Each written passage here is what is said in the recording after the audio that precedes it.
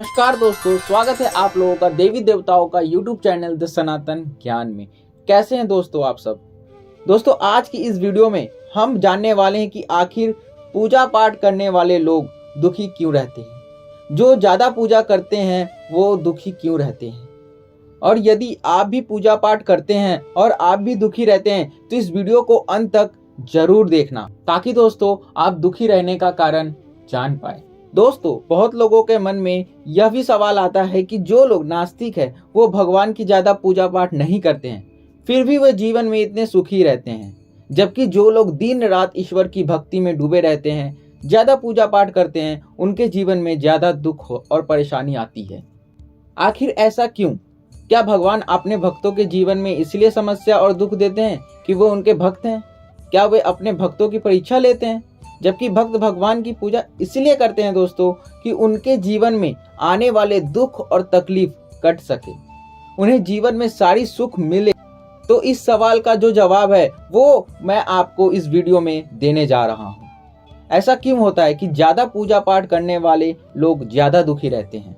दोस्तों सबसे पहले मैं आपको बता दूं कि कर्म प्रधान है। कर्म के आगे ईश्वर को भी झुकना पड़ता है और हम भगवान के भरोसे बैठे हैं। भगवान मेरा यह काम बना दे, हो सकता है कि भगवान आपके भरोसे बैठे हो। उनका भक्त तो कुछ और कर्म करे तो फिर भी मैं उसका साथ दूं। सोचते हैं कि पहले वो दे हमें कुछ और करे, भगवान सोचते हैं कि पहले यह कुछ करे तो मैं कुछ दूं। इसी वजह से व्यक्ति अपने जीवन में संकट और परेशानियों का सामना करता रहता है दोस्तों, और दोष भगवान को देता है कि भगवान मेरी सुन नहीं रही। मैं दिन रात भगवान का नाम लेता हूँ, रोज मंदिर जाता हूँ, पूजा पाठ करता हूँ, फिर भगवान मेरी इतनी परीक्षा क्यों ले रहा है। दोस्तों आपको बता दूं कि जो लोग नास्तिक होते हैं, जो भगवान को नहीं मानते, ज़्यादा पूजा पाठ नहीं करते, तो उनको सिर्फ एक ही चीज़ का पता होता है कि मुझे काम करना है और अपना जीवन सुधारना है।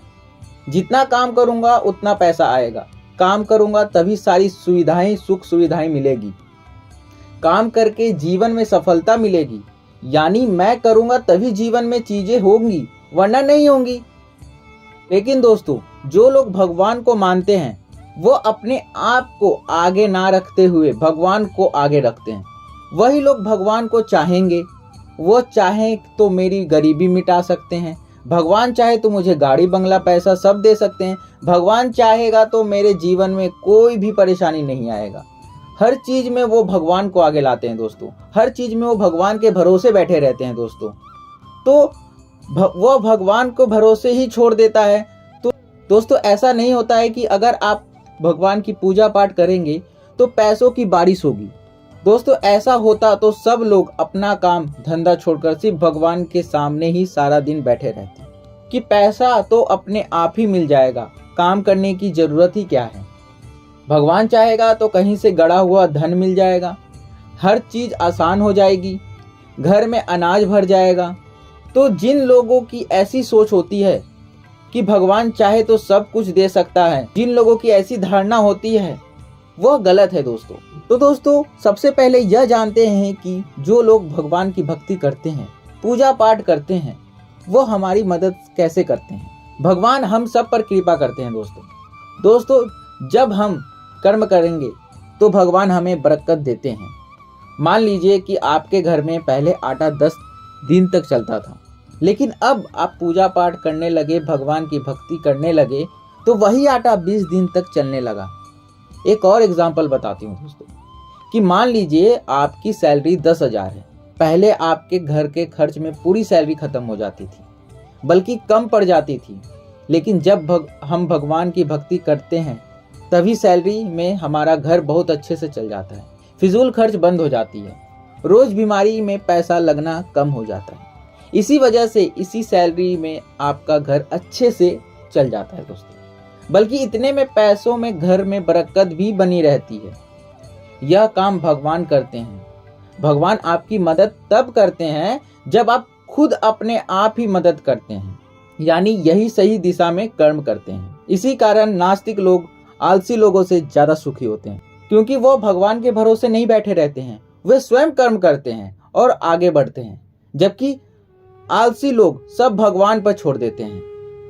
दोस्तों आपको पता होना चाहिए कि भगवान आपके लिए क्या करते हैं। भगवान आपको बरकत देते हैं, नौकरी व्यापार में आपको तरक्की देते हैं, इससे आपको बचाते हैं और घर की भी सुरक्षा करते हैं ताकि कोई भी नकारात्मक शक्ति आपके घर में प्रवेश ना कर सके। इसीलिए आपको बता दूं कि भगवान की शक्ति और पूजा पाठ के साथ आप कर्म पर ध्यान जरूर दें कि आप सही दिशा में कर्म करें तो भगवान आपको उसके पाने में मदद जरूर करेगा।